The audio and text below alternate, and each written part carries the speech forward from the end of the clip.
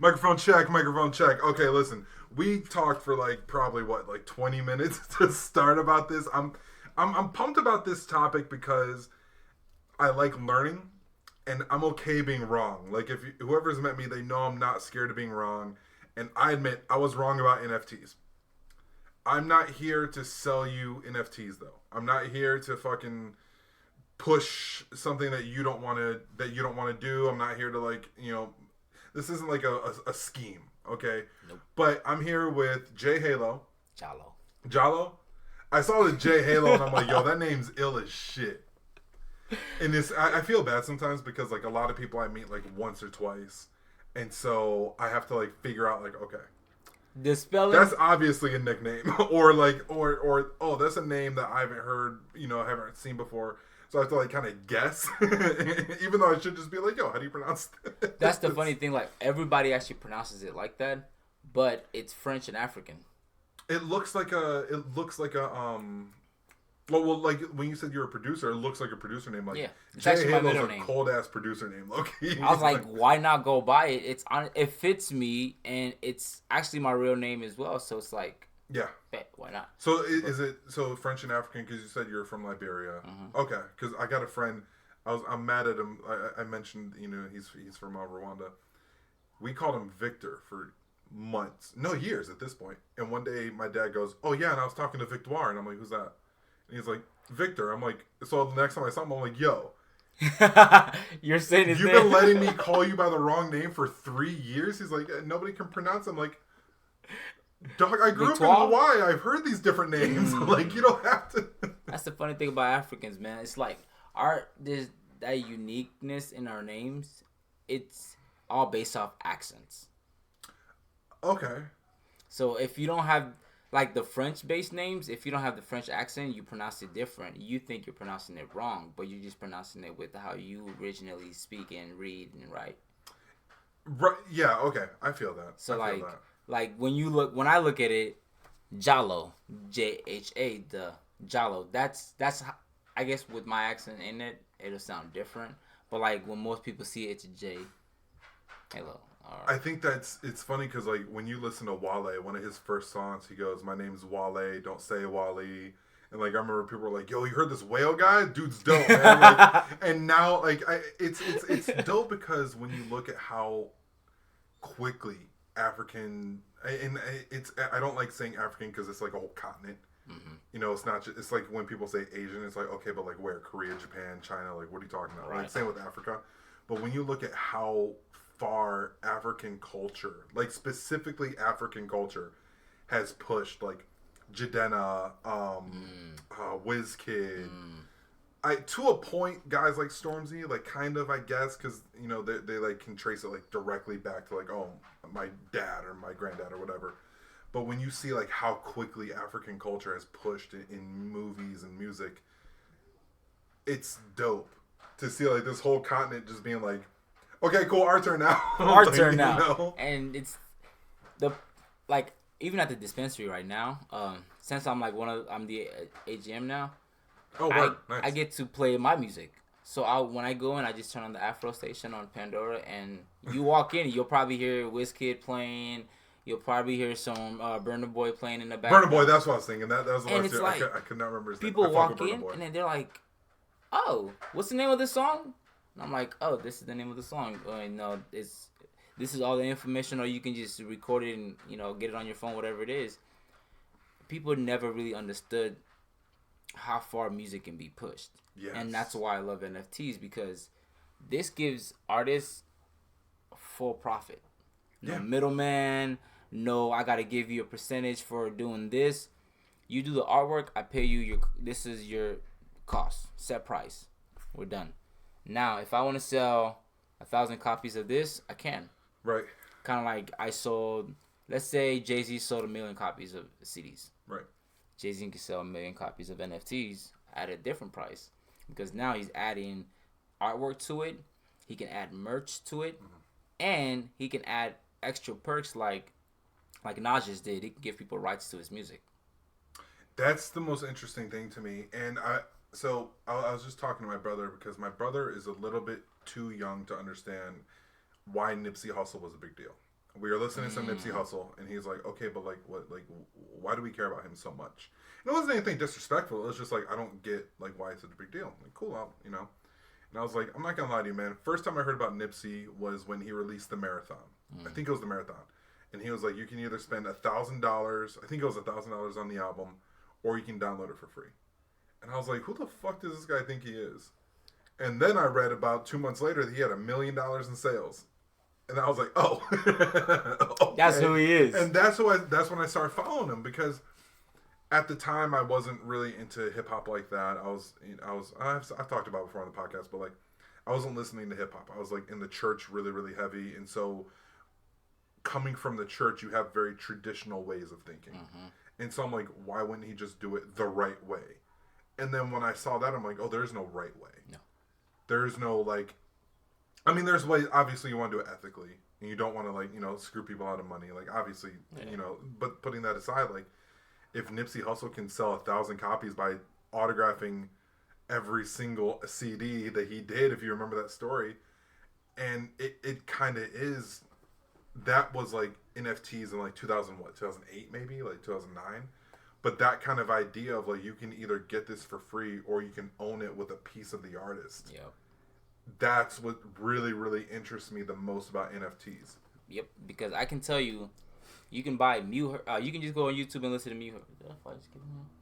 You can get Mew on YouTube and just stream it for free. Yeah. Or you can buy the NFT. And they're like, why would I want to buy the NFT? You can buy the NFT because, one, it can have some type of perk attached to it. Backstage pass for my next concert. Yeah. Or, you know, that's cool. You get to have a sit down with me during my next session. Yeah. Or even, you know, we're just making 100 hats for this new album that's coming out.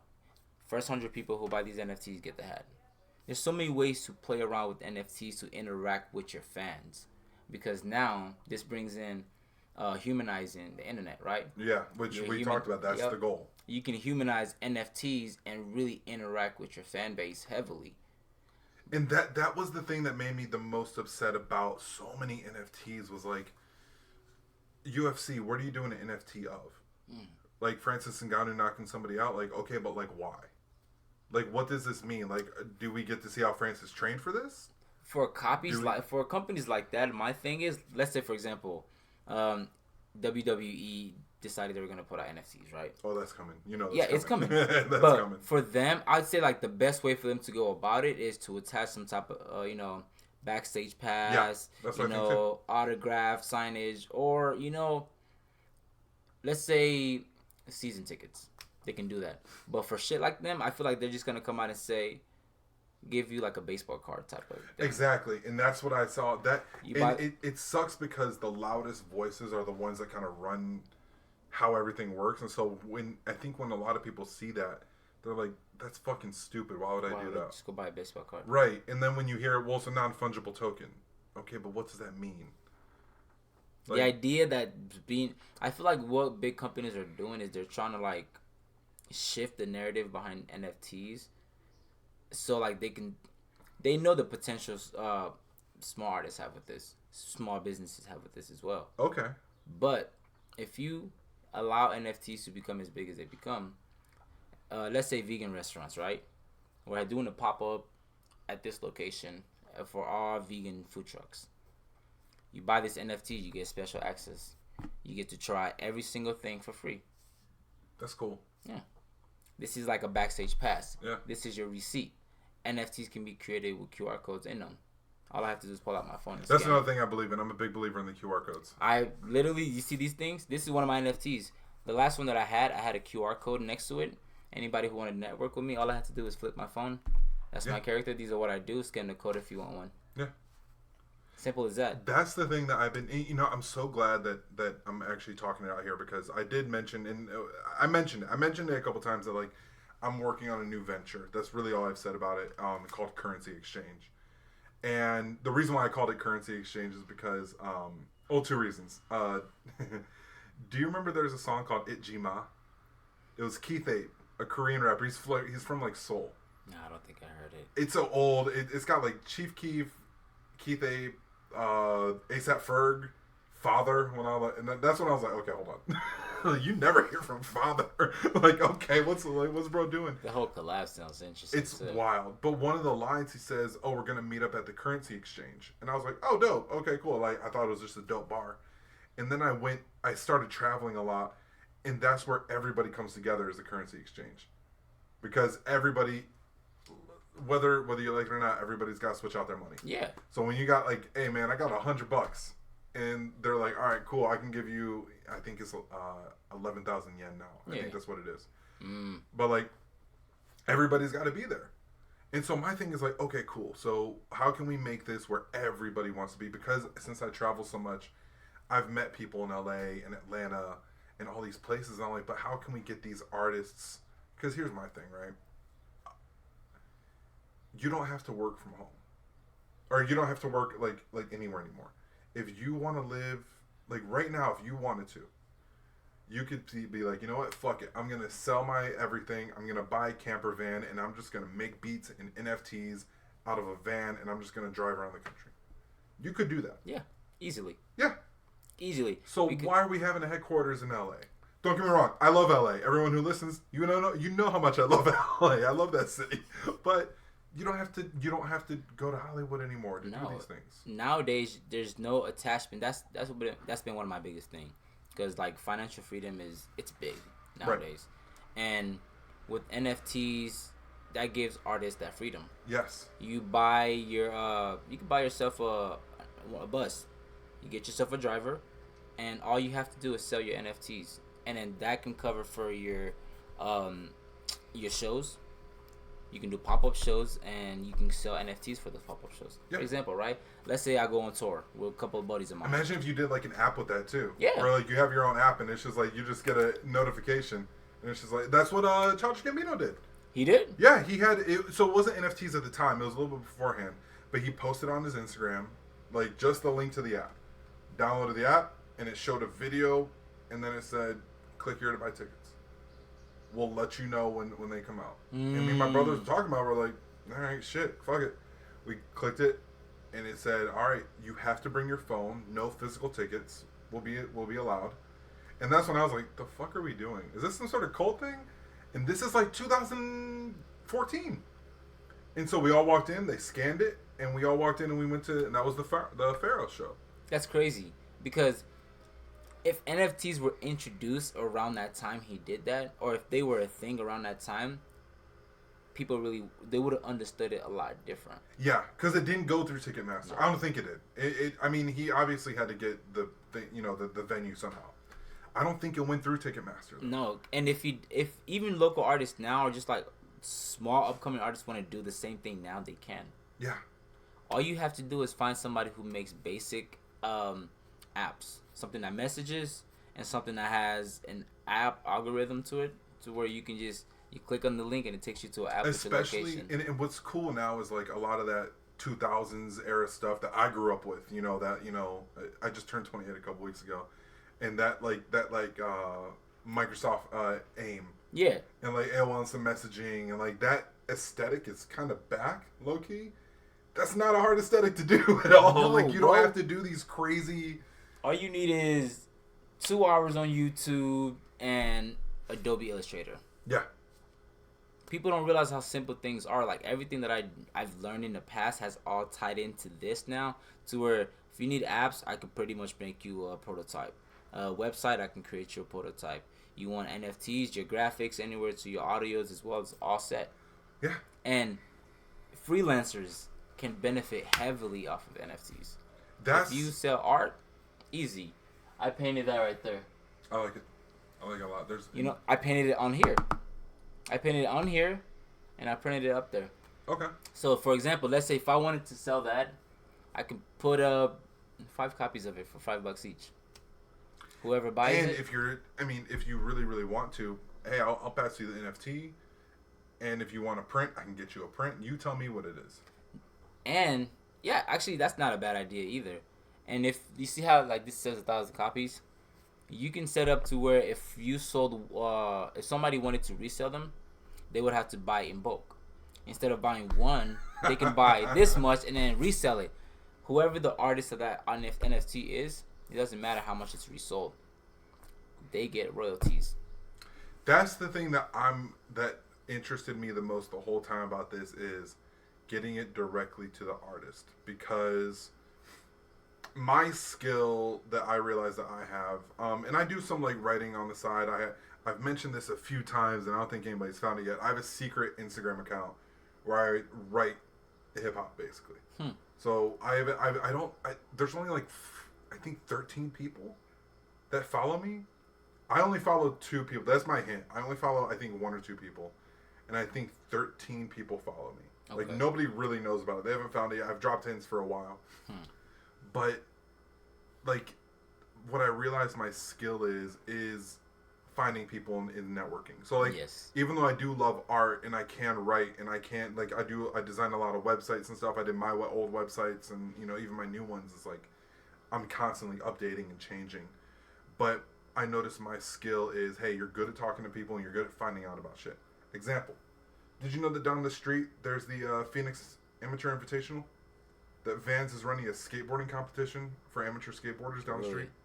Yeah. I did not know that. Yeah, no, I heard about it a couple days ago and I thought it was next week. And then I was driving down and I was like, oh shit. That's this week. That's it. Like, it's right there.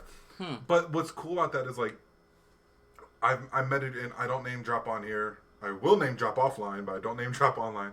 I've met people who manage artists that, depending on how plugged in you are, you know who they are. And I've met them just like in an Uber. Or like just like hanging out at like a music festival, just being like, yo, what's up? That's pretty much me. Being at the dispensary, like people don't realize my position there. They're like, oh, I'm not just selling weed, bro. I'm networking heavy. You know how many artists come through to pick up before they go to the studio? Yeah. In fact, that's where I met you. Yeah. So and the thing is, like, and this is what I mean by humanize the internet. It would have been easy for me to just be like, oh yeah, that's the dude who sold me weed. But no, there's a story here. Stop looking down on people. I don't get why people do that. Like, okay, I was in LA. I went to I went to a comedy club. Met this beautiful girl, and she was working as a waitress. And I'm like, okay, like, oh, I'm in LA. You know what I mean? Like, oh shit. You see that? And I started talking to her, and she goes, well, I moved out here to be an actress. Okay, cool. It's a pretty common LA story. We all know that. And she had everything. She had the looks. She had everything was like, you hit all the boxes. And I'm like, okay, so what is it? What is it that you're missing? What is it that's going on? Talked for a little bit longer, and it's like 2 a.m, and this diner's still open. So I'm just kind of kicking it with her. And we talked a little bit here and there. And she's just like, she told me something that I'm never going to forget. She said, here's the thing. When you move to LA, you have to fight everyone from LA. And then you had to fight everyone else who moved from LA. And that's when it got me thinking, like, yo, we can do this at home. Because, like, I'll show you what she looks like later. And you would, if you ever saw her in a movie, you'd be like, that makes sense. You know what I mean? Like, but she had to do other stuff. She had to do, like, not other stuff like that, but, like, she ended up, as far as I know, she's, like, a streamer now. Okay. Like, she does, like, Twitch streaming, which, cool. That's fucking dope. I actually have a friend who's doing that now, and she's making really good money off of it. Yeah, and I'm working on. I think you mentioned on the way up here. Hey, are we doing a video? I want to do Twitch streaming soon. I'm testing it with my other podcast. Okay. Which let me know if you want to be on it. It's called Blurred Lines, and so me and a friend of mine. She's from Cape Verde actually. Let's do it. We watch anime. We watch anime, and then we'll just talk about the anime afterwards. So we just finished. Record of Ragnarok, and we're starting Super Cooks tomorrow. I finished Super Cooks like a few months ago. Yeah, it's actually really good. That's why I've been hearing. To make it even better, try repeating those recipes. Really? If you go to a lot of the restaurants around, not restaurants, grocery stores, like the foreign ones, like there's I think one's called Lily. It's on 59th and Glendale. I think I've been. It's right next to that gym, that Planet Fitness gym. Yes. Yep. You can find a lot of those same ingredients there. Well, that's the thing. So growing up in Hawaii, I had Filipino neighbors, and we used to live off Korean food. Holy shit, man! But like that, I've had a lot of that kind of stuff, and like finding and getting plugged into those Because I've seen people like use them as like a field trip, and it's like, no, this is what people actually eat. Yeah. Eat the fucking ube. It's delicious. I love purple yam. It's so good. Like I go there to get all my like, cause I'm vegan, so Okay. a lot of stuff I can't eat. So I'll go there and I'll get like my foreign mushrooms, like my king oysters, Ooh. because they have a lot of the protein that I need. Okay. So like I'll go there and get a bunch of the stuff. My brother and my mom just switched over to eating vegan. Yeah. Yeah, they like it so far. Tell them to try a lot of mushrooms because they'll get most of their proteins from it. That's what they've learned. Otherwise, that's what they're learning. You shrink. But that actually really is interesting. I watch a lot of anime myself. A lot of my work, like artwork, is based off of some anime characters. So my thing was like when you look around, and this is something that this is a talk that I've had with a couple people, and especially with her, is because you don't see a ton of black voices on podcasts or anything like that, which is weird in my opinion, because like when you look at who started like ringtone rap, black people. Yeah. It was like shout out to Soulja Boy for starting a bunch of the shit that we like, or like Lupe Fiasco or Childish Gambino, and I'm like, so wait a minute, we can create these TikToks and Vines and Instagram Reels, but then like the money's going to somebody else. Yeah, what's up with that? Why are we doing that? You know, and so I'm like, no, let's get some black voices to talk about anime, because we love anime. I watch anime. It's hard for me to watch regular shows by myself. I'll sit there and I'll watch anime all day. Yeah, and I can do that. I barely watch TV. When but I went can to do Japan, it was hilarious to see how many people like black people just chilling, and I was like, yo, every dude that watches anime that said I'm moving to Japan one day is here. Fucking did it. And they're like, you know. That's gonna be me. Like, I want to go visit Japan for that. Tokyo's incredible, man. Yeah. It's incredible. It's a trip that I'm gonna make. But like, that's the thing with NFTs, bro. Like, going back to that, it's there's endless possibilities. Yeah. Anywhere from like, I got a buddy who just he just finished a project with Snoop Dogg actually. Oh really? Yeah, and he sells hooks. Amazing voice. Okay. Like, you can literally just hold your phone in front of him and record it, and it sounds like it's already gone through a compressor and everything. Okay. He's that good. And he comes to the dispensary. That's where I met him. He comes to the dispensary. He buys his weed, and I network with him. I was like, oh, I make music, yada, and this is some of my artwork. He's like, get in touch with me. We've been talking, and it's like, I told him, you can sell your hooks as NFTs. You can make anywhere from a 10 to 50 second clip of you singing, just like the beginning, the middle, or the end of a certain hook on a certain beat that you can, collab with the producer with. Yeah. Sell that for a certain price. Whoever buys it gets full rights to that hook, can use it on as many songs as they want. So, okay, and actually you brought up Snoop Dogg, which I really wanted to do because he seems like he's on it. He's on it. More than... But like, I don't understand what he means when he wants to turn Death Row into an NFT label. Here's what it is. My theory. I don't know if it's actually like factual, but this is my theory and what I believe and what I want to see happen. Mm-hmm. I want to see him, because you can actually see some of the beats that are being sold from them on OpenSea, going from anywhere from like 75 to like $150. Okay. So you can That's buy not bad, actually. Not at all. The thing is, these are probably like small, almost no-name producers who's selling their beats under his label, because they're going on the Death Row royalties. He's getting some of that royalties, and he can distribute it how he pleases. Right. This not only gives those upcoming producers, beat makers, money, but it gives them a spot on their label as well. Yeah. So, and if he does... But it would probably allow you to freelance, too, a little bit. Exactly. I mean, hopefully, depending on the deal that you sign, but... Knowing Snoop, I don't see him being the type of person to, like, have you sign a contract to where you're only... I don't think Snoop signed anybody 360 deals or anything crazy. He doesn't come off as that type of person. Nah. And then when we go to, like, the artist, like, aspect of it, too, it's like, I'm on the Death Row, but my music is being sold as NFTs. I just sold 1,000 copies of this single song at $120 price, and then all my fans who bought it, now have access to this or this or this but it gives artists the ability to make a lot of money, to be able to profit, to where we don't have so many starving artists. You're under a label, yes, you have the backing of a label, but you can make the money of independent artists, without having all those extra percentages taken out. Because Nipsey never got signed. And if Nips, bro, I think he has his own label actually. Well, technically, to release music. Yeah, I think he had his own label. But that's the same thing YG did. Yeah. And it's smart as hell because it takes out the whole label part of everything. Like the music industry is gonna take a major shift. Well, and that's why when I started Currency Exchange, I was really, really influenced by Og or however the fuck ASAP pronounces it. But it's not ASAP.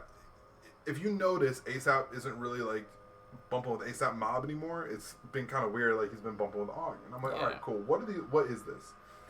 And he said, this is a collective of artists. Cool. That's interesting. Let's talk about that. And then PG Lane, when they were announcing that, they're like, this is a creative collective. So I'm like, yo, why do they keep saying collective? Why isn't this a label? Why isn't this a group? And what I'm starting to see now is because not everybody's a rapper. You've got people who, hey, I produce. Hey, I'll design the clothes for your video. Yup.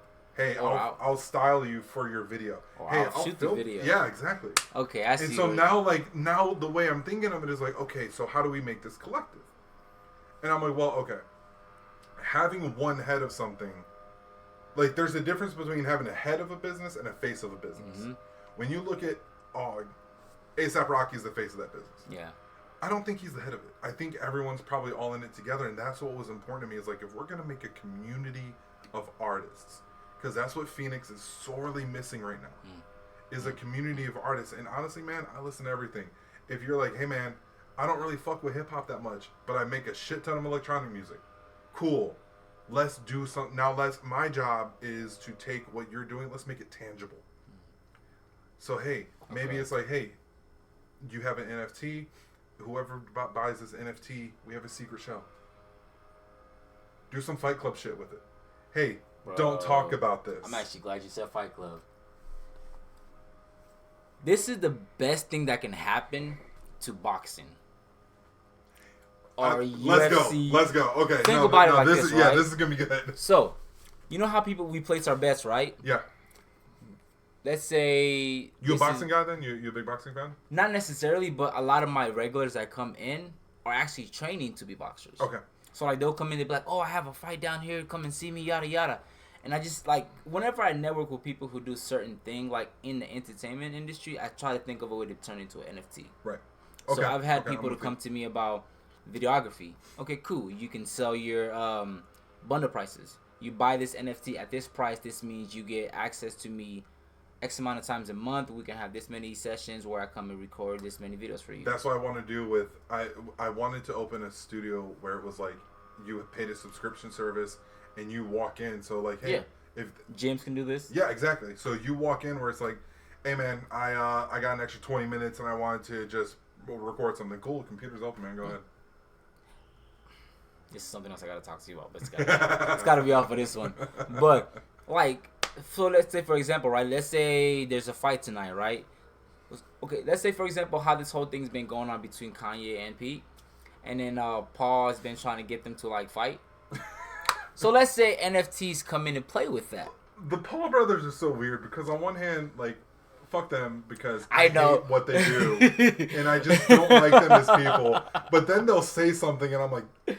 Yeah. Holy shit, they're right. I know. So, when he called them both out to fight, to me, I was like, how can we use this to our advantage as NFTs? So, for example, you make an NFT with Kanye's face on it, you make an NFT with Pete's face on it, right? You put a little verses in the middle, and you put them up for auction. The best thing about NFTs, you can auction your NFTs, or you can sell them. You can sell hundreds of copies. Auction the seats. You can do that too. That's how you do it. You auction the seats off for it. But it's unlimited how many of each you can post, right? You have, let's say you have enough seats for 500 people. Yeah. And each row, front rows, would be this price and then this price. Almost and then Patreon tiers. Yes. Or Kickstarter kind of too. And people can subscribe to this monthly for fights coming or seasonal for fights coming, or you can place bets, kind of how you do on FanDuel. Yeah. And then all you have to do is buy the NFT of who you're betting on. If I think Kanye's gonna win, I buy Kanye's NFT. And let's say you bought it for like $200. It's like, all right, cool. Or let's go with cheaper. Yeah. Let's say you bought it for $20. Hey, not only did you put $20 on this fight, but you got access to the pay-per-view now. Not just that, not only that, because it appreciates in value. Later on, you can sell this back to us at this cost because now we can reuse it for the next show. Yeah. And then it's like you spent it to make this much money, but even if you sold it to your buddy, right? Which is something a lot of people can do. You buy this NFT, but then you can resell it to your buddy as a ticket, right? Okay. For a show. It doesn't matter how much they pay for it, how much you charge. I'll probably charge my buddy like $5 less. Yeah. I still get my 10% royalty. Okay. So Because you have the full rights to it. Because it's yours. That's what the NFT is. It's completely tied yours. back to me because of how the blockchain works. And it's almost like a StockX almost. Mm-hmm. How like, listen, Nike doesn't give a shit that you're selling their shoe. You already bought it. But it's like this. It just creates that opportunity for people to just not only like be able to consolidate all of their streams of income into one platform or just like one thing. Like if you sell art and then you make this and then you make music, you do that. Sell it all as an NFT. Masego just did that. That Tada video they made. Yo, listen. They just sold been it on as constant rotation for about 3 years now. bro. It just sold out as an so NFT hard. yesterday. Damn, for real? I woke up in the morning. I saw the notification on Instagram, right? And they were going for like the starting price was like $20, and then the highest one I believe was like $200 or $400, and it was going live 6 hours from when I seen it. So I told myself, remember to go buy this as soon as it go live. I end up getting stuck in a meeting with one of my employees. I look at it, everything was sold out. Well, and I think that was the thing that bugged a lot of people out was like, okay, well, it's on the internet. How can you sell it out? Just make another JPEG. That's not the point. You don't have the actual audio that goes with it. Right. Because like the way it was broken up, there was like a certain NFT that was just playing the saxophone, a certain NFT that was just playing the keys, and then there's like cool, okay. So there's certain different ways to do it. Even like as a beat maker, you can sell like your beats as NFTs. Sell the snare, sell the kick. I have a drum kit that I want to sell that has 20 drums in it, 20 kicks, 20 snares, hi-hats, everything. I'm selling this for X amount of price. You can buy individual instruments, or you can buy the whole pack. You buy the NFT, I email you. Actually, there could be a link in it after you purchase. Because once you purchase the NFT, it'll reveal your link or whatever it is that comes with it. Right. And then you click it, you go to your download link, you download your stuff, you're done. Okay, and I'm starting to get it now because, and we talked about this a little bit, but I can't not talk about this. I don't care about wearing Jordans in the metaverse. I don't. Because honestly, straight up, and I'm saying this as when I was in the Army, I was IT, and so I had to be plugged into tech. I don't see the metaverse popping off for another 5-10 years. The thing about the example, like, did you hear like the New Jersey, the Brooklyn Nets? The Brooklyn Nets had this whole thing where they're like, "Oh, this is basketball in the metaverse, and you can watch it." And it was like, "This is just 2K." Yeah. So like the thing about the metaverse is like Facebook, you need to catch up to video games first. Yeah. Just catch up to The Sims, like just get to Grand Theft Auto, then we can start talking about the multiverse. Now that being said, if at a certain point you're just like, fuck it, we're just gonna make this, it's just gonna be Ready Player One. Yeah, if that's what your goal is, and it's just like, because if you're stop trying to sell it to businesses. Have you seen that movie? What's his name? Something Guy. Oh, Free Guy, yeah. Free Guy. You seen that movie, right? Yeah. So you seen the part where he put on the glasses and everything popped up? Yes. Augmented reality. That's what I'm more of a believer right now, like at this very second, of augmented reality than virtual reality. Yes. Like at this very, very second. I would much prefer augmented reality, which is why I think Nike bought into that It's like brand. Pokemon Go at that point. Yeah. They're actually coming out with the Pokemon Go that's related to... That'd be or fly. I don't know, man. So they're actually coming out with a Pokemon Go that's going to be connected to augmented reality. It's either going to be partnered up with Facebook or Apple. Because I know Apple's actually going to be releasing their virtual reality and augmented reality glasses soon. This was revealed in their last the last developers conference. Yeah. So when I heard about that, I was like, okay, what's something they can do? Their phones are already built with 3D scanners. Yeah. And all this being tied in together, augmented reality is literally around the corner, which is completely okay because I mean, now, we're seeing it now for a lot of things. Like, for example, right? For me, this is a project that I was going to work on. It's not a big project, so I don't mind talking about it. Digital studio for virtual reality and augmented reality, right? Mm-hmm. Let's say you're not able to drive to your studio session today. You put on your augmented or your headset. Those things are built in with microphones almost as good as these guys. So you can pretty much record. Yeah, that was my first question, was going to be the sound quality. Mm-hmm. You can almost record through them. And with the not even that much work being done, with the way FL Studio is built now, Logic is built, you don't need that many auto tunes or reverbs, none of this stuff. You can just send it to a basic processor and it cleans it up for you. You can easily have a studio session off your couch. Right here. And that's something that between, you know what, the Epic buying Bandcamp makes a lot more sense now. That makes a lot more sense now. But between like SoundCloud and Bandcamp and all these things where it's like, guys, I don't want to say you have no excuse to succeed. I hate saying that. No, I hate saying that, and the reason why I hate saying that is because there's a lot of reasons to why things are in your way. Yeah. And I don't want to ever discount that. That being said, if you're willing to expand your horizons, there's a lot of success that you can have. For me, I like to tell people, you're just making excuses. You're really just creating an excuse to where you don't have to get up. You don't have time to make it to the studio session? No problem. We will create an app to where you just put on your fucking headset, you put on your glasses, and you're sitting in the booth with me. Yeah. We'll get your recording done. You're gone. You don't even have to leave the couch you're sitting on. So today, me and my mom had a conversation. She's like, "Well, why are you driving?" Because I have a couple of different things I'm doing today. She's like, "Why are you driving all over the place for this?"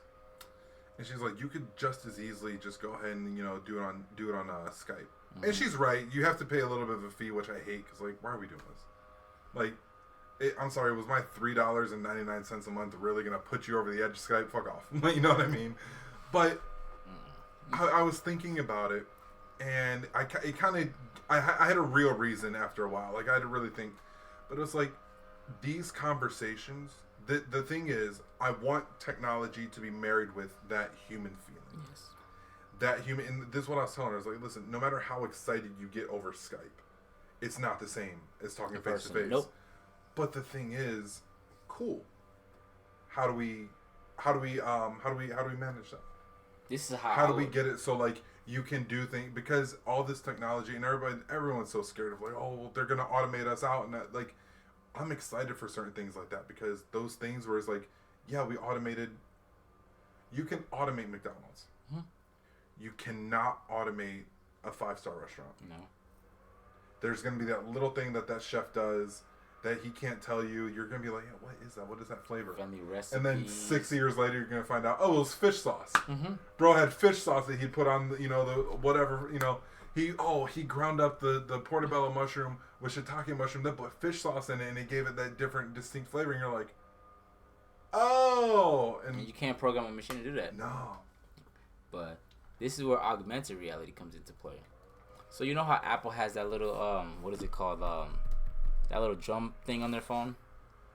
Yeah, the thing on the inside that has you turn it? Yeah, so I'm gonna. I forgot what it's called, but I know what you're talking about. But so imagine this, right? Augmented reality. The glasses they bring out, right?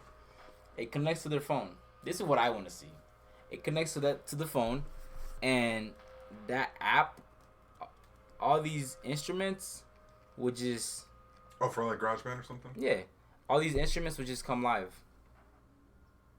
So instead of having a physical keyboard here, I would have you can have like an augmented keyboard, because with the way they're doing certain things now with some of the controllers, kind of like how you can punch in certain games. Yeah. You can use those controllers to And it's not like we didn't see stuff like that with Guitar Hero. Right. So this is like something... they were doing that in 2011. You know what I mean? Now like, imagine Apple creating this, but with this little scanner here, you can project out an entire studio. How far do you think before we have something like that happening, where you can actually interact with it? That's kind of... I'm not good at like the engineering aspect of it though, but I'm kind of working on something like that. Because I mean, having physical keys, not physical, but like having something that you can tangibly touch, I think that's probably the next step with. It's already a thing. Think about boxing games with the. But you still have to have the controller though. So unless you meant like. Oh, yeah, I see what you mean. No, here's the controller. Got you. Have you heard of Rukuku? I think it's what it's called. So what they do is they make like those kind of like the Ready Player One, those those outfits. Yeah. That pretty much takes your character into the game. Excuse me. They have gloves for those now. Okay, so you mean something like that? Okay, I thought you meant just like almost like. And then I also have this cool little keyboard. So it's like a keyboard mouse. I forgot where I left it. So it just wraps around my finger like rings. It doesn't. It doesn't. Okay. So it's not even my entire hand. It's just like 5 rings. I'm with you. And then what it is. It's a mouse. I just put it right here, and I can move my entire screen. Yeah. Or I can stand back here, and I can move my mouse around. I got you. So imagine that being incorporated with Apple's technology. Right. So now we have these things, and I'm sitting in my studio, and boom, I can record. And now you can even incorporate NFTs into that. Because I can now start selling the instruments yeah. I'm gonna sell you this. You could even do it where it's like, hey, if you buy this beat machine, right? You buy this TR-808, you get the NFT for it too. Mm-hmm. So if you want to travel, you don't want to bring your 808 with you. You can be on a plane. Yep. Literally on the plane, you put your headset on, and you're on the plane, and you're playing with your drum kit. There's nothing in front of you, cause like me, when I'm driving, a lot of times when I'm listening to music and I'm driving. I'll be on my steering wheel, just as if I'm like hitting the drum. But imagine now you're actually seeing this with your headset in front of you, and you're making real sounds. The wildest thing is like we thought that. You remember that video of Lil Wayne was rapping on the tour bus because he built a studio on his tour bus? Yeah. And we thought that was like the illest thing ever. And now like we're talking about no man, like imagine like you can if you ever have a beat in your head, it's just you put on your gloves and you're good to go. You're sitting there, you're just making your beat. You have your keyboard right here floating to your right. You have your drum kit floating to your left, and you're just sitting there, you're just jamming out. This is a lot more exciting. So, okay, when we first talked about, let's do an NFT, I completely I don't like debating with people. Oh, no, man. I completely expected, like, okay, let's go into this and let's fucking, like, we're going to have an argument. And then... I don't know why, but something just told me, like, yo, listen. You know what it was? The Cool Kids just released an album. They were talking about NFTs and stuff, and they were talking. I happened to come across a video on YouTube, and that was the universe just telling me, like, hey, man, give this a shot before you shoot it down. For me, like, I kind of had the idea you were going to come in with that. For me, I love selling NFTs to people. Not, like, actually selling the NFTs, but, like, the idea of NFTs to people, because... it's definitely a way to not only make more money, but it's also a way for people to expand their life, their businesses, their ventures, everything. So I've had to be like kind of that de facto tech guy of like, oh, hey, Braven, you work on computers. What's this about? And like there are certain things I've had to explain, like, listen, crypto, no one really owns it. It's and you have to like kind of figure out, not dumb it down, but like you have to kind of figure out a way to like, okay, how do I explain this in a way that, because I understand that like, oh, okay, so we're decentralizing money. That's what got me into Bitcoin. Mm-hmm. I was like, oh, we're decentralizing money. Oh, that's punk as fuck. That's anarchist as fuck. Like, because especially, and this is the hardest part is like me being someone who is very like, socially conscious, and I do agree with certain things where when people are like, hey, maybe the best way to not have borders and all these different things, like make like legitimate government change, is to step away from it. And so I'm like, okay, no, Bitcoin, I believe, like, because Bitcoin, they said off rip, we're here to use as a currency that's not a dollar, that's not a yen. That's, and that's what got me into Bitcoin a while ago. And now I'm like, okay, so but people are using this to get rich quick, and that's not cool. No. And then when the NFTs came out, I was like, this is going to be another get rich quick scheme all over again. And then I started seeing smaller and smaller artists use it, and I'm like, there's a reason why these smaller artists keep going back to this, and why like Snoop Dogg is even talking about this. Because even then, like when I saw Snoop Dogg, I was like, does he really know what he's talking about? It's crazy. Snoop and actually now has... I kind of see like, oh, this is what he's trying to do. Just doing research in it, and like, not even a crazy amount of research. I watched like 4 videos on YouTube, and I was like, oh. Just go to his Twitter. Yeah, his Twitter's actually popping off with it now that I think about it. His Twitter is like going off about NFTs. But no one explains it. Because when you read it, by the time you find it, Bobby Hundreds has been talking about it for 3 years, but you only saw the one tweet. And that's my biggest issue with a lot of this is like, hey, I don't have an issue with your tech. I have an issue with how you're disseminating knowledge. I need you to be able to explain this is how we, not you necessarily, but like, are people really explaining this? And even if they are explaining this, and this is the issue that I'm running into with my podcast, if I'm having these discussions and nobody's listening, am I really having these discussions? So that's why what I started doing, like with that, so all the people that I work with for their NFT project, I go through the same thing how we're talking about this. Yeah. And I tell them everything that I know about NFTs, how they can make money, how to explain it to their fans, how their fans can make money.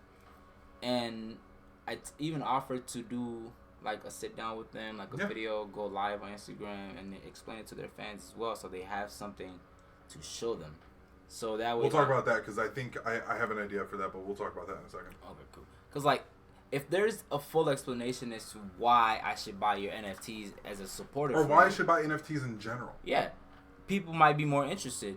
But if you just like, I got this NFT project coming with, my 12 new songs, and they're just like, what the fuck is an NFT? Or Steve Aoki stopping a concert to be like, hey guys, guess what? Like, right, and it's like, no, that's not how you should go about it. If you say, okay, cool, new technology, this is the full explanation that I have, with a YouTube link, or just like an easy Word doc typed up, screenshot, post it on Instagram. People understand what you're selling. And then you bring the product. Okay, you start promoting it, months ahead. When I first heard it, it was Nike talking about, oh, you can wear your shoes in the multiverse. And I'm thinking about it now, and I'm like, Nike, you were so close. All you need to say was, hey, when you buy a pair of shoes, you can wear them in 2K2. Done. Done. That's all you needed to say. Best selling. That's all you needed to say. Disney is trying to do the same thing. And this is what I want to see Disney do versus what I think Disney is actually going to do, which is not a bad idea, but it would work out better this way. So you see these lights right here on my table? Imagine those with the same technology that projects. Okay. You put it around the ceiling of any house, major buildings, and you incorporate VR and AR. I could be in my house hanging out with Mickey Mouse. You want to go cook? You can have Mickey Mouse running around the living room with your kids. You have Disney princesses swimming through your carpet and keeping your kids. Even taking it a bit further, did you hear how they made the Mandalorian? It's fucking crazy, and you'd appreciate this. It's a circular CGI set that's mixed between augmented reality, actual reality, and CGI. Yeah, go ahead. Alright, so we just talked about the Mandalorian set, which it's basically a giant room that looks like it should be green. Well, it is a green screen, but you can see the background in real time. Yeah. So there's no more acting with nothing. And I think that's the coolest thing, because imagine all the possibilities. You want to do something with AR with that. Imagine the possibilities. Imagine what you can do with alright, listen, so you bought this NFT and now we have you, so you can get this, you can get this AR experience where you can change your camera. Imagine this for single parents. And this is why this is what brought this idea to me, was because of my nephew. And I actually came up with this back when my nephew was 5 and he's almost 11 now. Okay. So I thought maybe I can have a Disney character, because at the time he was watching this show called Pengu. Mm-hmm. It's like this stupid penguin, clay penguin that walks run around the house making dumb noises. I was like, I could have Pengu running around with them in the apartment. Yeah. And then I was like, damn, single parents investing into this technology easily. You gotta focus on finishing your schoolwork, catching up on work in general, or you gotta cook. You can have Mickey Mouse running around the house with your kid. Yeah. You can get yourself get your kid an imaginary pet. Your kid wants to go to Disneyland, you can have Disney princesses running around your house. Yeah. All this stuff. And then this is something. And it doesn't have to take away from the actual experience of it either. Exactly. And parents can benefit a lot from this, and that's something Disney can do. You know, they can make a lot of money off of it. But I think what they're actually gonna do is probably some sort of virtual collectible. Yeah, virtual reality. You put on the headset and you're in, this virtual Disneyland, virtual roller coasters. Yeah. But I feel like if they humanize it more by catering to single parents, or just hell, I could have a little digital dog running around here with my dog. Keep him occupied. If he gets really bad anxiety, cool. You can have a hologram of yourself hanging out at home with your dog. Because I got 2 dogs, and you know what? Sometimes they go nuts. That's a lot, man. So it's stuff like that for me. That's the future that I look forward to. And then when I think about augmented and all that stuff, that's what I want to see happen. Because you're taking away from making everything completely machine, but we're benefiting. Using it with us instead of to replace us. Yes. That's what I'm, and I think that's seeing that and seeing how because I was like, okay, so people are doing all these NFTs, so are people going to stop doing physical art? Well, no. I hope not. I would hope not. I don't think they will. I would hope not. But it's NFTs. What's happening with it is Bored Ape is just. They're making it a party thing. Even with this new coin this new NFT that's coming out, I don't know what it's called, but I guess you buy it and you get invited to parties in Dubai. And I'm I get it, it's cool, but what are they partying over? What are they celebrating? Are we networking out there, or is just a bunch of? What's the rule that said you're not allowed to network, or you're not allowed to? Because I heard one thing where it's they had a party, but the rule was you can't network here. It's that makes no sense. Unless you're just going to just get absolutely just shit-faced. And that's what's becoming of NFTs, and that's what's that's the narrative that's being pushed a lot on major platforms. Yeah. But some clothes companies like Adidas and Nike, what I think they should do is go augmented reality first and then go virtual reality with their NFTs. You buy this NFT shoe, you get the augmented reality version, because people are more than likely gonna jump on that augmented reality. Go even more basic. Hey, if you buy this this jersey, guess what? You get it in FIFA, bro. Yeah, you can wear it in FIFA. Yeah, I can have your character created, and then you can be one of the crowd in the crowd. Yeah, something like that. But it's why are y'all playing around with? I don't know. They're just gonna ruin it before we can actually get to it, which is why I've been trying to get a lot of people on that. And that's the thing about the internet. I don't think anything's ever truly dead on the internet. No. I think that things aren't as big as they were. People are just dumb to how. Well, let me not say dumb. People are late to certain things. I have friends where I try to explain NFTs to them. They're like, yeah. It's okay, you have a clothing line, you have a store, but you don't want to listen to how you can benefit from making NFTs. Think about it, right? If I sell hats, all I have to do is find a 3D template of a hat, run it through Blender, add a little camera, some lighting to it. That's a 30-minute YouTube video right there. And sell copies of it with different logos. You buy the NFT hat, I ship you the physical hat. Now, instead of having to go through a third-party company to have a website and all this stuff, I charge you directly through here, and all the money that comes through the NFT can, one, be invested directly into more of what I have in that coin, the Ethereum or the Polygon. And since Polygon is now on Coinbase, it makes it easier to extract the money. That's actually been kind of one of the big steps I want to take with currency exchange is I want to accept Bitcoin. Bitcoin? For sure, Bitcoin, just because that's the easiest one right now. And I mean, Litecoin and Ethereum and Ethereum is going to take a while. Yeah. And so that's asking a lot of people, to be honest. Like, if we're keeping it completely real, that's asking a lot of people. Yeah, it is. But if you can just say, hey, listen, this is a version, this is just another version of you to have something. And if you pair it with that physical media, whatever it is, that physical good, hey, guess what? This hat right here, you can wear it in the metaverse. We can make a picture of you wearing it, online to use is this, and this. You can get this exclusive, this, and this. I think that's the easiest way to explain it to people. Yeah, the same way you already sell merch.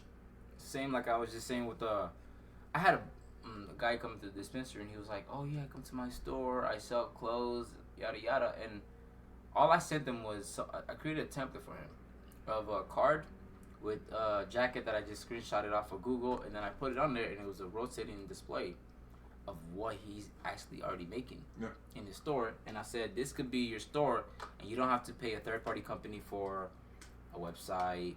You can go directly off of OpenSea. They don't charge you for posting. It's free to process all of your stuff, free to post, as opposed to a more... They take a percentage of the profits? That's the thing. Because it's not Ethereum-based, gas fees are... There's no gas fee to upload either. Okay. So if it was on an Ethereum blockchain, you would have to pay that Ethereum gas fee. I mean, you can upload it under the Ethereum blockchain using OpenSea, but you could also use Matic, which is Polygon, and with that, it's free to upload.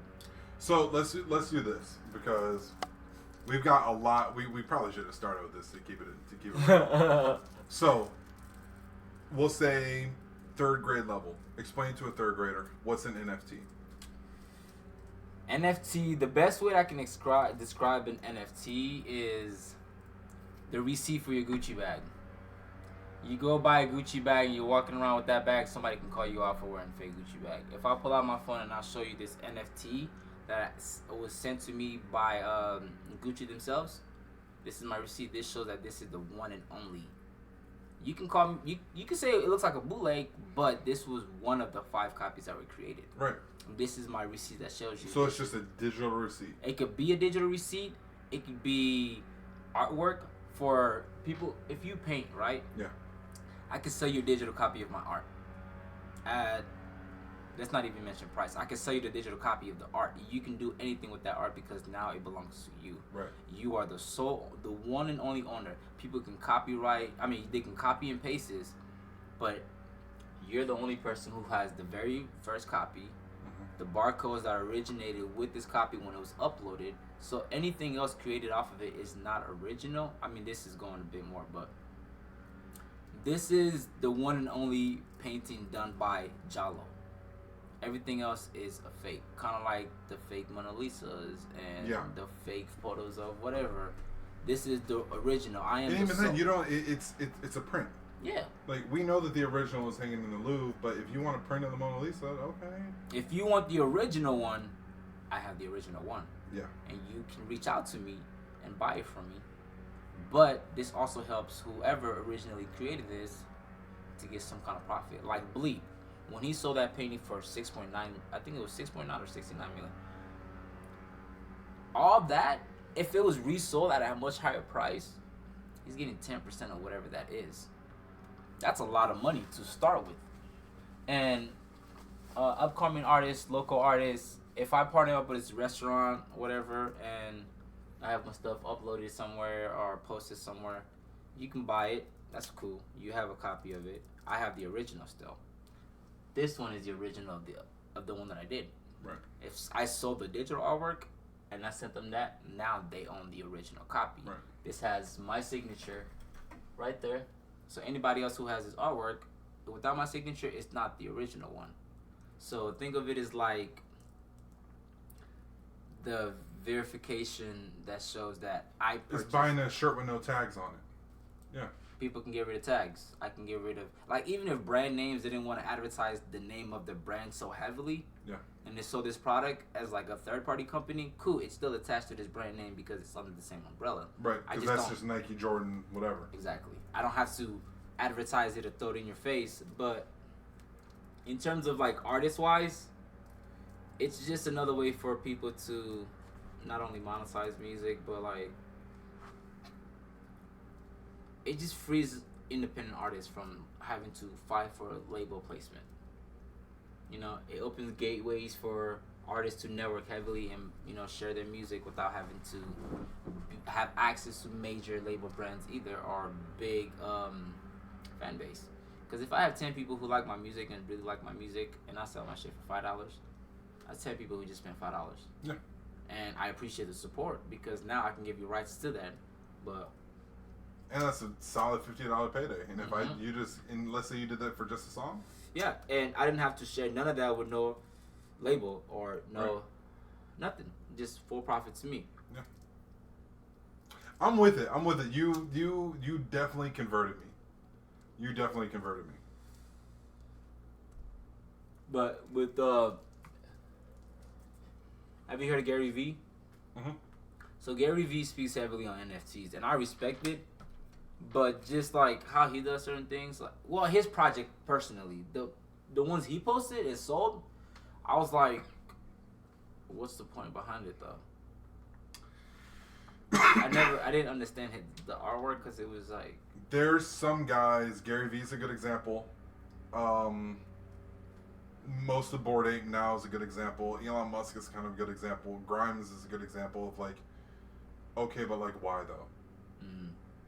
And Snoop Dogg was in that list of people. I'm like, Snoop, what are you doing? And then I saw them like, oh, this man knows what he's talking about. And like, even Tory Lanez, you see how he put out his the Frenchies as NFTs? Because he dropped his last album with NFT pack called Frenchies. There were a bunch of French dogs, different design, different prints, different. Oh, okay, yeah. Cool. So with that, he's cracked the NFT industry pretty much. He made over, and he got his music out easily. That's why the weird thing was like, and I'm not necessarily a huge Nicki Minaj fan, but like when, and Kanye just did this too, and they're like, well, we're not going to count your sales of the bundle to Billboard charts. That's fine. That's how I feel about it. Like, okay, cool. Guess what? I just sold a $50 CD because I threw. Think about how much a CD costs, like to make just a CD. It's what, like maybe 30 cents. And then how much is a T-shirt? Honestly, it's like $1.50. No, if you go through the right companies, you're paying like 50 cents. Yeah. So it's like. And then you throw in something else too, and then maybe a poster, but that's probably another 50 cents to be honest. At most, you just spent like $2. Yeah. And you just sold it for $50. Yeah. And I didn't have to share with the record label, who would have probably taken about 75%, if not more. Right. And it's like, people need to see, especially with the artists that I'm working now, and the 3 that I've already partnered up with, they really see the vision behind it. And like, they see how many ways they can put out their music. Like, I could sell the same exact song 1,000,000 times if I wanted. Think about how many views you know what's dope? You also open that up to remixes. Yes. Easily. Because I was thinking, like, why would you want to do that? And it's like, well, now instead of licensing my song and trying to figure out who gets the rights to this, bro, you want to remix it? I don't care. You want to chop it for a sample? Do it. Yep. Because now you just bought the whole song. You own. This just created something whole new. So now, this is just off the top. Let's say I put out this song, right? And then I sell bits of rights of it, kind of like how Nas did. Yeah. And then if you buy certain rights, let's say you buy like 50 seconds of this certain clip, you could remix it. Yeah. And then that whole clip would now be posted on OpenSea, but it still has ties to the original song. So it can tie you to the original song, which brings in fan base as well. That completely changes the entire everything about like streaming. And like the argument about copyright and can I play this on a video? Can I use this for? You don't have to fight with any of that anymore. Because there are people who actually sell music. If you want my song, if you want to sample it, cool. The NFT is right there. Buy it and then you can do whatever you want with it. Kind of like with guys who make just audios for film. Imagine that like back in like when iTunes first started, and like if you were able to like buy maybe the album's not $12, maybe it's like $15. And it's like, yeah, and I can play this wherever I want. I think if that was created then, a lot of people who are like B-list artists now would have definitely been A-list. My favorite rapper of all time would have been would have no question what the GOAT, who like in the GOAT conversation. Like, okay. My favorite rapper of all time is Lupe Fiasco. Really? Imagine, fuck Lupe. Imagine all the remakes that have been created. Like even a basic one. Well, you don't. All these guys who do stuff that aren't necessarily the same, like topics that record labels want to talk about. Bro, I'll just buy it from you, and now I'll play it in my skate video or in my fashion show or in my music, whatever. Now,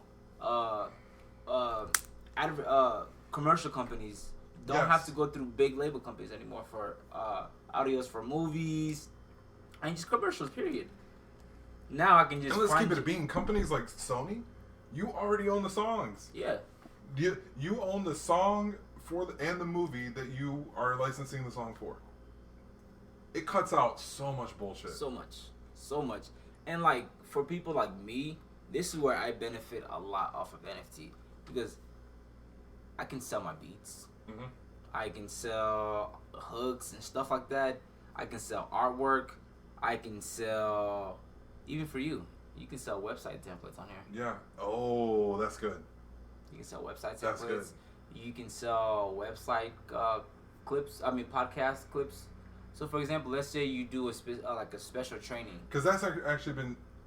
I was just about to say that. That's been something that's been requested from me a couple times. If people want to learn how to do podcasts at the level that you're doing it, you can sell tickets for seminars. Yeah.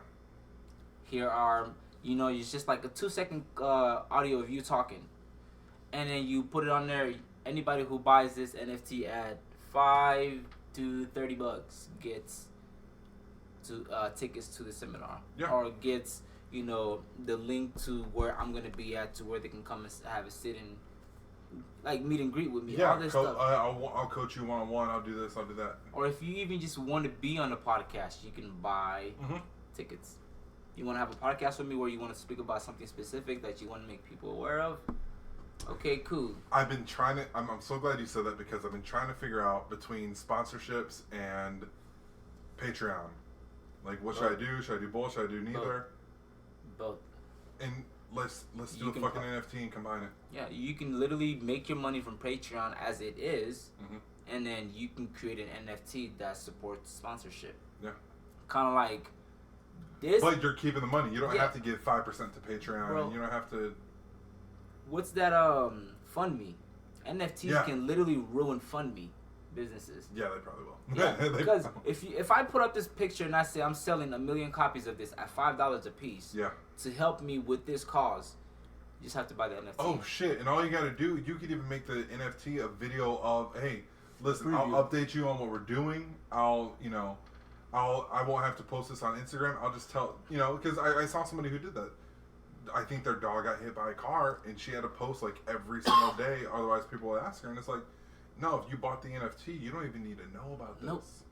It doesn't have to, and it's completely private. Did you hear? This is one of the things I just heard about this. Bro, I read this crazy ass article. I think we probably read the same one.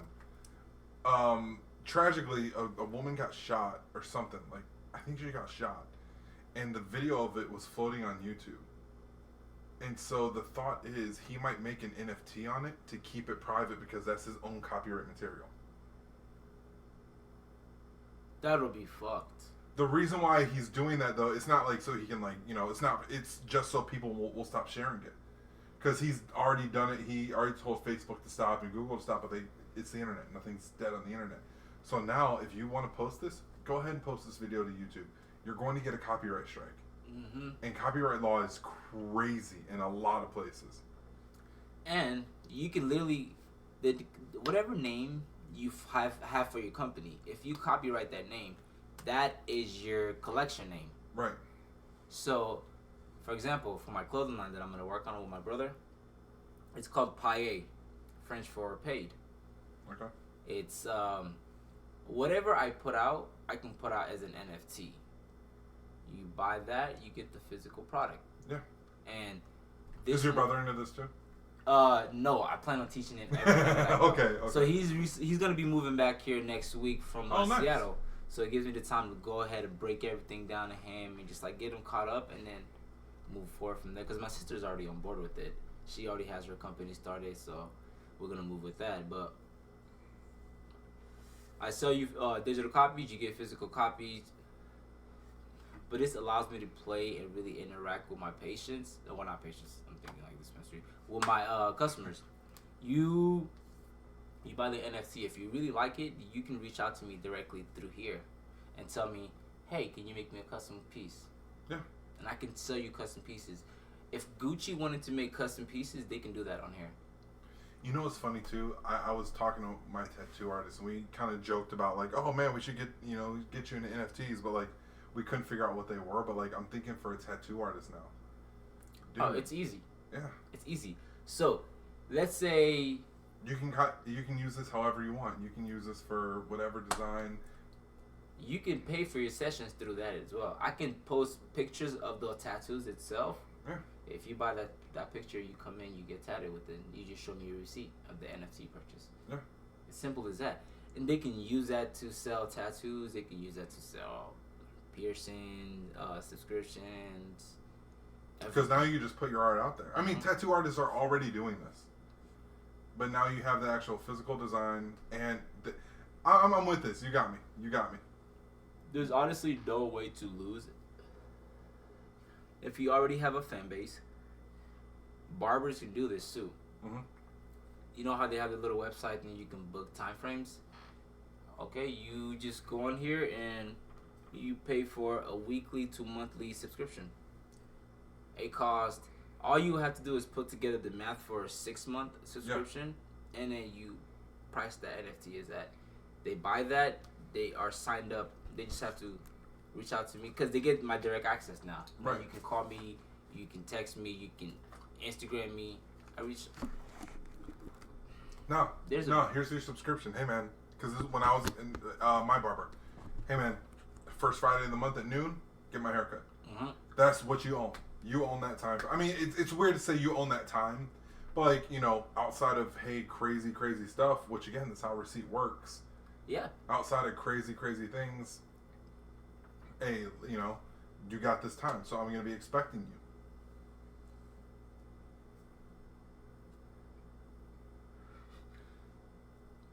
you. Now I'm thinking about this. I have a friend. Are you good? Yeah. I have a friend who owns a restaurant. Have you heard of Pachamama? Nah. Okay, it's a vegan restaurant. I absolutely love this restaurant. Where's it at? It's on Indian School, and I believe like right past 19th Avenue. It's like right there by the Domino's Pizza. But it's a vegan restaurant. I'll send you the link on Instagram. They make the best vegan food, right? So let's say they wanted to sell their vegan, they wanted to branch out into NFTs. They can literally make their logo an NFT and price out the cost of a certain dish for a course of a week. So if you come into lunch every single day at the same place, okay. You buy this NFT that costs you $38. That's 7 plates or so. Yeah. Right? You come. That's every week. But you can buy for a year. You can buy for a month, and you can use it whenever you want. And let's say you don't come every single day. You have just a 12-day period. For the next year, if you just want to show up 12 times, that's fine. Yeah. If you want to show up, every single day. It takes out the middleman with so much now. Okay. I'm actually gonna go to their restaurant and pitch this idea to them now. Cause why not? Yeah. Because they're already doing pop-ups everywhere, so this helps them with the pop-up as well. You get notified of every single pop-up. You get notified 10 minutes before everybody else or whatever. No middleman anymore. Yeah. You got me, man. So, I mean, I know what the answer is going to be before we wrap up. I already know what you're going to say. Do you have anything to push?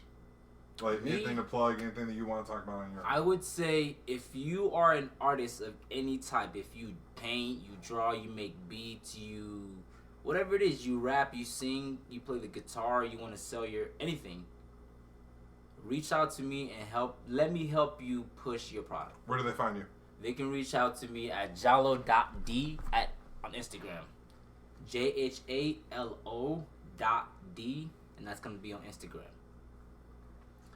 Just message me, let me know what your idea is. If you have a clothing line and you want to find a way to get the idea out there to your client base, I will literally show you, and I will give you guys blueprints and templates that I've already created. I have templates created for musicians, anywhere, people in the food industry, people in the clothing industry. I already have everything created. Reach out to me. We will put something out for you and then get you started. And my guy over here already makes websites, so yeah, we'll talk about it a little bit more, but yeah, no, we got some. Now I got some plans and got some things to talk about, but look out for my collection dropping, NFA, non-fungible artists. So this is also going to create that opportunity, that collective space for everybody to come and be creative with other artists of different types. So you can network with other musicians, other painters, everything. Yeah. So I'm with it. I'm with it. Yeah, because now I got some ideas. But hey, knowledge, yo, this is why I love doing the podcast so much, because that knowledge that you share and that experience that you share, everyone has something to teach you. Everybody has something to teach you, good or bad. I've learned some bad things from people, and I'm like, all right, cool. I know about that. But hey, everyone has something to teach you. Talk to everyone. Give everyone a shot. All right. We're definitely gonna be talking about the NFTs more, but sounds good. I think that's. Yes, sir. Oh, hour 15. See, come on. It's funny. Everyone who says, "Oh man, I'm not sure," I say this every week. Everyone who's like, "Oh, I'm not sure if I can do a podcast, so I don't know." I'm like, I guarantee you, I can get an hour out of you. I guarantee you. Like that's my promise. But no, this is excellent. This is really, really good stuff. I hope some people learn from this. But yeah, awesome. Hey, yeah, that's really all I can say. That's all I can say, because like I'm getting a chance to learn something like this is not something that happens very often. No, I'm actually willing to teach people too. So if you want to learn, like I said, reach out to me on Instagram. I have a Google Drive. It caters more towards like stocks and cryptos. Yeah. But I can update it for NFTs as well. And just reach out to me and I'll literally just send you the link. It's a free drive. I don't charge for it at all. Cool. All right. Hey, I think we're good. Thank you so much. And hey, thank you for listening. Thank you for making it this far. I think we're good. Peace.